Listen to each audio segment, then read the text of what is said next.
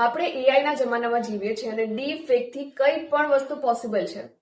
Artificial intelligence જે photography based application હોય છે તેને માત્ર એક સાદો સિમ્પલ ફોટો આપવાનો હોય છે અને કહેવાનું હોય છે કે આ ફોટોને એવી રીતે જનરેટ કરો જેથી કરીને તેને બ્લેકમેલ કરી શકાય અને આ એઆઈ એવો ફોટો બનાવીને પણ આપી દે છે.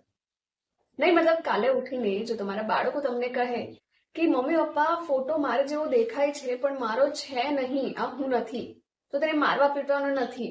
આ માની લેવાનું છે કે આ એઆઈ નો હોઈ શકે.